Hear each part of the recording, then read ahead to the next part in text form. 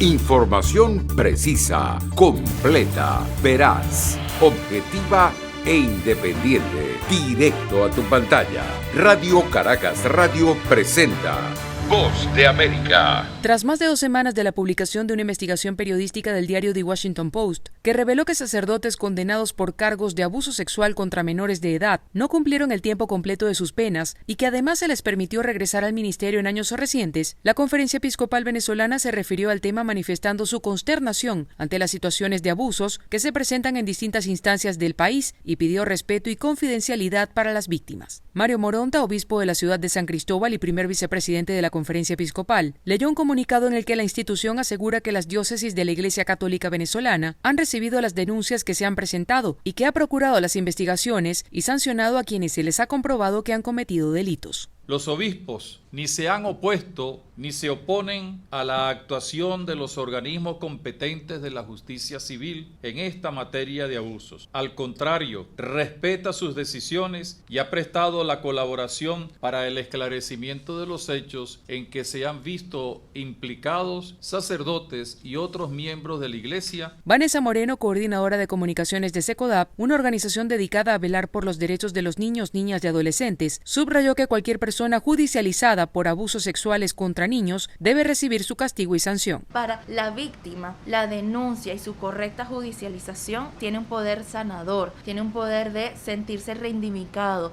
de sentir que sus derechos valen. De acuerdo a la Conferencia Episcopal, los protocolos de la Iglesia Católica Venezolana para la prevención de abusos sexuales han sido actualizados con el propósito de crear ambientes de protección. Carolina Alcalde, Voz de América, Caracas. Las tragedias de migrantes han cobrado la vida de decenas de guatemaltecos, más de 20 en el más reciente incidente en San Antonio, Texas. Sin embargo, el flujo de personas que viajan de forma irregular sigue creciendo, una situación que, según las investigaciones hechas por la Facultad Latinoamericana de Ciencias Sociales Flaxo, se debe principalmente a causas económicas que son muy fuertes, como explica Marcela Arévalo. No cabe duda que el motor, o sea, lo que impulsa a la persona a tomar esta decisión y a emprender este viaje es sumamente fuerte. Lo que están haciendo, están huyendo de su país. Pesa por un lado eso, pero por otro lado también es muy fuerte la esperanza de encontrar una situación diferente, un cambio a su situación que viven constantemente. Arévalo dice que principalmente es por la falta de oportunidades laborales. Las fuentes de trabajo no son capaces de captar todos los jóvenes que se incorporan a la población económicamente activa. Mayra Pérez, de 21 años, regresó deportada y asegura que los migrantes son conscientes de los peligros a los que se enfrentan. Ahí sí que uno sale de su casa con la idea en la mente de que uno lo va arriesgando todo. Así como Juan Márquez, quien salió de San Marcos hace 4 meses para buscar mayores ingresos económicos, pero volvió recientemente en un vuelo de deportados. Uno se arriesga la vida por hacer cosas de la vida, para tener algo, para superarse en la familia. Para el analista Marcela Arévalo, lo que se está haciendo actualmente no es suficiente, pues deben plantearse políticas regionales. Tiene que haber una integralidad de los gobiernos que se ven involucrados en toda esta situación. Políticas multilaterales, regionales, fortalecerse muchísimo la generación del empleo. Arévalo agrega que debe ampliarse el programa de visas laborales para que lleguen a más guatemaltecos. Eugenia Sagastume, Voz de América, Guatemala. El primer ministro del Reino Unido, Boris Johnson, puso hoy fin a 3 años de un mandato repleto de sonados escándalos y amplios logros para algunos, y es que el mandatario británico no ha podido resistir la presión tanto externa como de su propio partido, el Partido Conservador, y anuncia hoy su dimisión ante la reina Isabel II y el país. A tiempo de presentar su renuncia, dijo: Gracias por este mandato increíble, la mayor mayoría conservadora desde 1987, la mayor parte de los votos desde 1979 y la razón por la que he luchado tanto en los últimos días para continuar entregando ese mandato en persona no fue solo porque quería hacerlo, sino porque sentí que era mi trabajo, mi deber, mi obligación para con ustedes. El anuncio llega por sorpresa y supone un giro de 180 grados, y es que en las últimas 24 horas el propio Johnson, de 58 años, aseguró que pese a las numerosas renuncias de su gabinete, permanecería en el cargo. El primer ministro es uno de los líderes más relevantes de la región y en especial ha destacado por su papel en la guerra de Ucrania, siendo uno de los primeros jefes de gobierno en visitar la capital, Kiev, y apoyar con determinación al mandatario ucraniano Volodymyr Zelensky. Además, la inteligencia británica monitorea a diario y con precisión la situación en el campo de batalla, siendo una fuente informativa rigurosa para Occidente. El mandatario británico también es uno de los grandes aliados del presidente de Estados Unidos, Joe Biden, y muchos se cuestionan ya cuáles serán las reacciones del resto de la comunidad internacional y si con la llegada del nuevo mandatario cambiarán las relaciones entre el Reino Unido y el resto de naciones occidentales. Johnson, todavía líder de los conservadores, acordó con su oficina hacer una transferencia ordenada de poder hasta que decidan quién será su sucesor. Johnson, que en su día logró una histórica victoria en las urnas, hoy se despide, y es que la filtración de múltiples fiestas celebradas en su residencia oficial en pleno confinamiento del Reino Unido por el COVID-19 ha generado un enorme escándalo político que ha precipitado su caída. Judith Martín Rodríguez, Voz de América. Un selecto grupo de 3 jueces escucharon durante más de 3 horas en el Tribunal Quinto del Circuito de Estados Unidos en Nueva Orleans los argumentos orales de las partes involucradas en una demanda que pretende poner fin al programa DACA, impuesta en 2018 por una coalición de 8 estados de mayoría republicana y encabezados por Texas. Los demandantes aseguraron ante los jueces Priscilla Richman, James Hu y Kurt Engelhardt que la medida instaurada por el expresidente Barack Obama en el 2012 no cumplió con los protocolos exigidos por la ley y que el exmandatario se extralimitó en sus funciones, comprometiendo los recursos de los estados y poniendo en riesgo los presupuestos para programas de salud, educación y ayuda social en todo el país. Los defensores de la acción diferida para los llegados en la infancia, conocida como DACA, aseguraron que la eliminación de la norma causaría graves trastornos para más de 600,000 personas amparadas por esta iniciativa. Muchos de ellos ya con hijos nacidos en Estados Unidos y con una vida establecida en el país, causando además un grave problema a la economía y a la oferta de mano de obra en un momento en el que la nación tiene más de 10 millones de puestos de trabajo vacantes. El gobierno del presidente Joe Biden reafirmó su apoyo para mantener la medida, mientras que algunos estados como Nueva Jersey instaron a la Corte a mantener la protección para los denominados soñadores, que es el término con el que se conoce a los beneficiarios de este programa. El procurador general de Nueva Jersey, Jeremy Feigenbaum, aseguró que la desarticulación del programa causaría una perturbación extrema a los beneficiarios, empleadores y sus hijos ciudadanos y por ende a los estados. El DACA es un programa de protección a los inmigrantes que fue promulgado hace más de 10 años por el gobierno estadounidense y con el que se ha logrado ayudar a más de 600,000 personas que llegaron a Estados Unidos siendo niños traídos por sus padres. Esta iniciativa fue declarada ilegal el año pasado por un juez federal en Texas y el fallo aclaró que la medida seguirá intacta para aquellos que ya estuvieron bajo su cobertura, pero canceló las inscripciones para nuevos beneficiarios mientras se daba respuesta a la apelación en curso. Algunos especialistas consideran que el futuro del DACA podría estar en manos de la Corte Suprema de Estados Unidos en virtud de la polarización que existe entre los fallos legales emitidos por jueces de diferentes lugares de la nación. Héctor Contreras, Voz de América, Washington.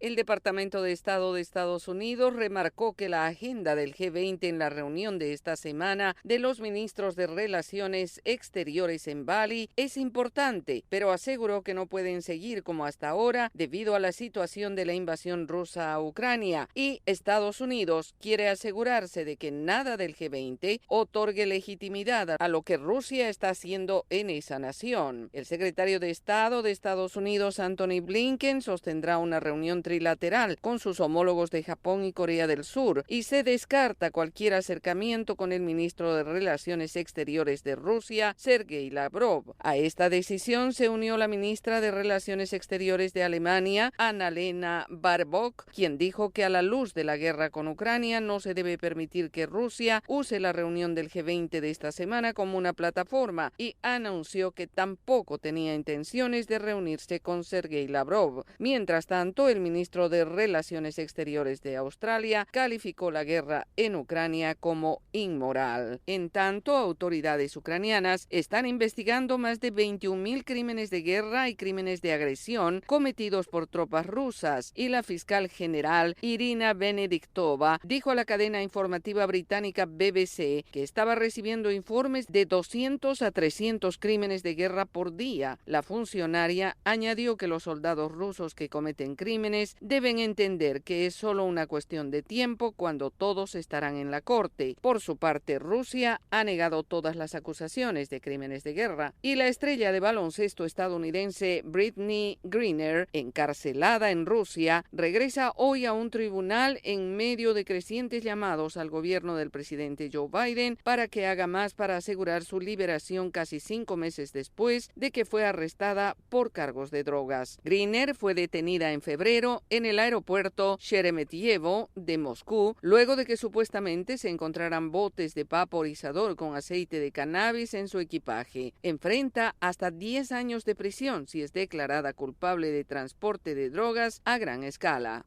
Yoconda Tapia, Voz de América, Washington. Robert Crimo, sospechoso del tiroteo en Highland Park, admitió a los investigadores haber matado a 7 personas y disparado contra la multitud, de acuerdo a un juez del condado de Lake en Illinois que presidió la audiencia de fianza de este miércoles. El juez dictaminó que Robert Crimo III estaría detenido sin derecho a fianza y que había causa probable para retenerlo en este momento por 7 cargos de asesinato en primer grado. Hemos presentado esos cargos alegando la intención de asesinato de 7 personas. Cargos que podrían llevarlo a la cadena perpetua. Mientras tanto, salen a la luz reportes oficiales del 2019 sobre su intento de suicidio, amenazas de muerte hacia su familia e incautación de armas blancas, por lo que se cuestiona por qué el hombre de 21 años nunca fue detenido. También se desconoce aún por qué perpetró la masacre. Su motivación no está necesariamente clara. No quiero entrar específicamente en lo que le dijo a los investigadores. Sin embargo, tenía algún tipo de afinidad con el número 4 y el 7, y al revés con el 74. Falta por esclarecer cómo, pese a sus antecedentes, Crimo pudo comprar legalmente 5 armas, incluidos 2 rifles de guerra.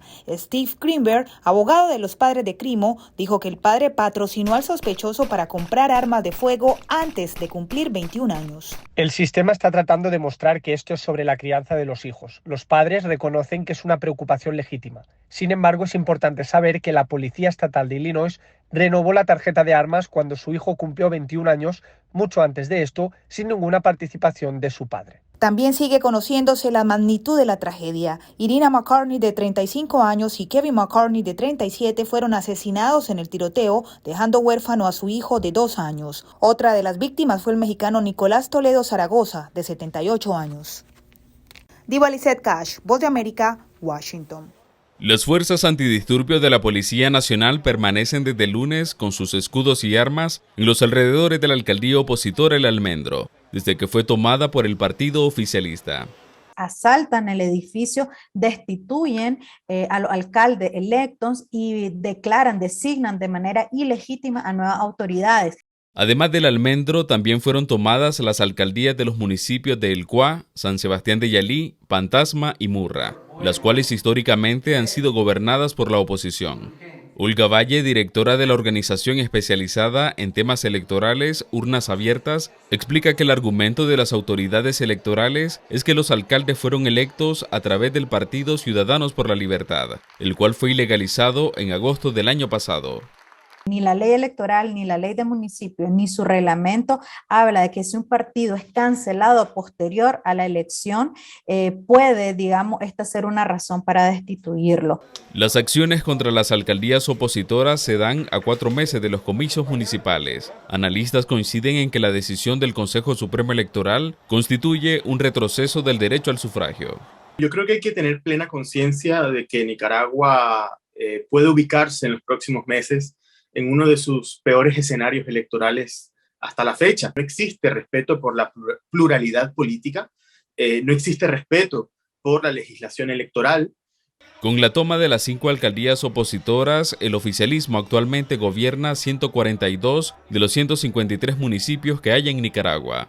Hasta el momento, el gobierno sandinista no se ha referido a la decisión del Consejo Supremo Electoral, mientras la opositora Coalición Nacional Desde ya está llamando a la comunidad internacional a desconocer los comicios.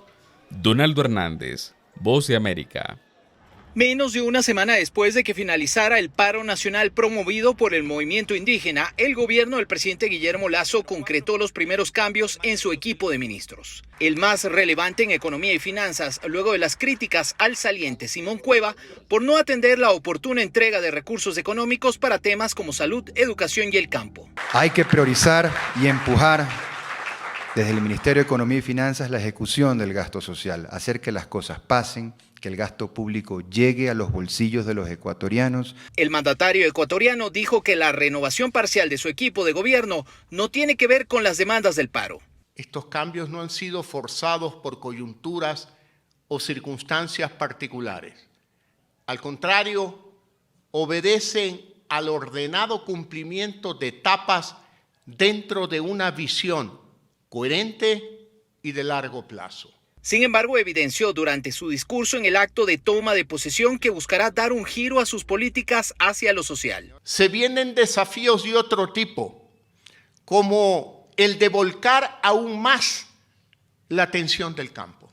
Algo positivo tenemos que sacar de 3 semanas de violencia, que el campo y la ruralidad nos dicen, aquí estamos presentes. Preocúpense también de nosotros. Y tienen razón. Y lo vamos a hacer. La renovación alcanza también al Ministerio de Salud y la Secretaría de Pueblos y Nacionalidades, pero no a otros ministros que fueron cuestionados durante las protestas, como los de Gobierno e Interior. Néstor Aguilera, Voz de América, Quito. La legislatura del fronterizo estado de Baja California se dispone a acoger una propuesta de la gobernadora para modificar el Código Penal tras el asesinato de 2 periodistas en Tijuana. La pena corporal será mayor para el sujeto activo que se atreva a lesionar a un periodista. Pero en los foros hubo pocos periodistas. El hermano de Lourdes Maldonado, una de las víctimas fatales, acudió a otro encuentro para mejorar los protocolos de protección para la prensa. Mi hermana tenía botón de pánico del teléfono, tenía todas las cosas, ¿no? No sirvió de nada, ¿no? Aunque hay un mecanismo de protección federal, buscan reforzar los sistemas locales. Hay alrededor de 16 estados que tienen ley local. Baja California no la tiene.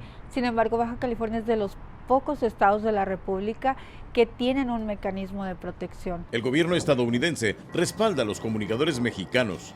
Los Estados Unidos sabe que es importante para tener la libertad de expresión para una democracia. El consulado norteamericano en Tijuana acerca a expertos en seguridad. La libertad de la prensa está bajo ataque y exige una respuesta urgente. Con más de una decena de homicidios, este 2022 es uno de los peores años para el periodismo mexicano. Apenas en junio mataron al reportero Antonio de la Cruz en Tamaulipas. Y este mes en Jalisco, Susana Mendoza sobrevivió a un ataque a puñaladas ocurrido cuando salía de su programa de radio. Vicente Calderón, Voz de América, Tijuana, México.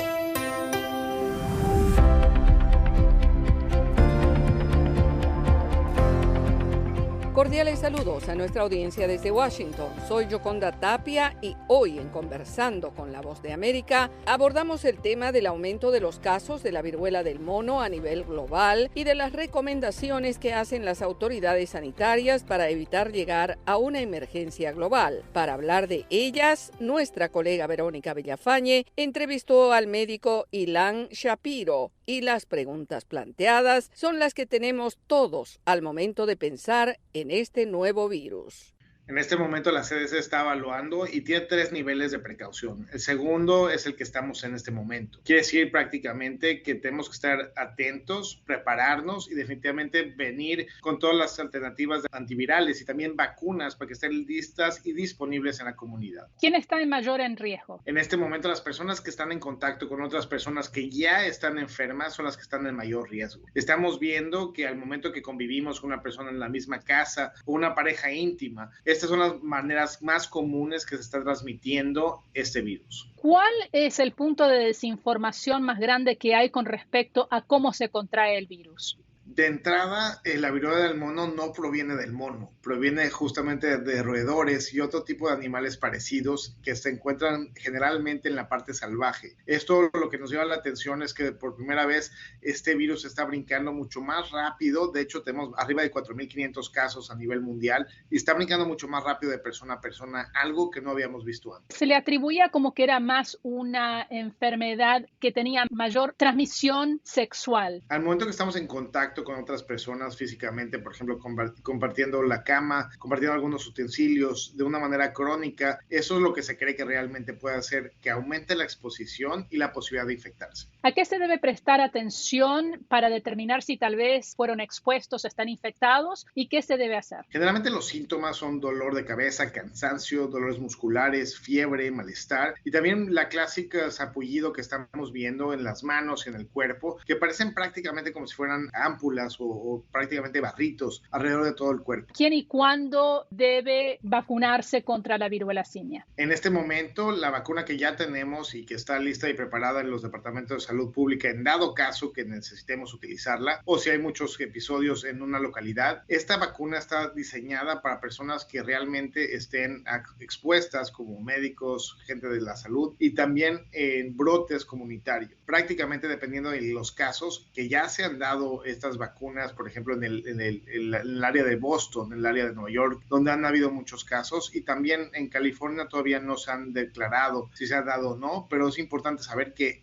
tener la seguridad de que sí existe una vacuna que sí sirve contra este virus. Generalmente cuando se está promocionando el uso de vacunas es antes de que te dé la enfermedad, ¿verdad? Entonces, eso es lo que se ha promovido también para el coronavirus. ¿Sería adecuado en este momento que todos se vacunen? En este momento, porque tenemos 4.500 casos a nivel mundial y prácticamente el 10% aquí en Estados Unidos, es importante reconocer que se necesita tener un volumen mucho más grande para que valga la pena vacunar a la comunidad. Si nosotros ya empezamos a ver que los brotes son de 10,000, 100,000, pues lógicamente sí se tienen que activar las alarmas y lógicamente también la Casa Blanca y con todo el mecanismo de la CDC están preparándose en dado caso que llegara a pasar eso. Pero todavía no hemos llegado a ese punto y no hay razón de alarma, ¿verdad? En este momento hay que tener precaución, hay que estar viendo lo que está pasando y viendo muy importantemente dónde están los brotes. En este momento en California no pasan de 70 casos, Nueva York es otro estado que también está teniendo problemas y también Texas. Entonces hay que tener un poquito de paciencia y lógicamente si uno se siente mal o estuvo expuesto es muy importante acudir a su médico. Pero básicamente sí hay que darle algún consejo a la gente que ve las imágenes y que se ve, es un virus visible en la piel. ¿Qué tipo de consejo puede darle a la audiencia? En este momento lo que estamos aprendiendo de este virus es que definitivamente tenemos que estar en contacto tiempo prolongado con otra persona que pueda tener este virus y de esa manera contagiarse. Si uno tiene dudas o preguntas, hay estudios muy importantes de laboratorio que se pueden aplicar, antivirales y también muy importante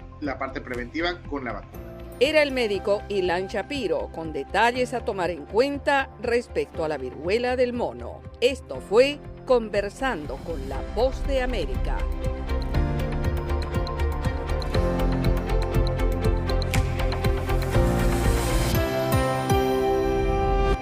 Información precisa, completa, veraz, objetiva e independiente. Directo a tu pantalla. Voz de América en RCR 750.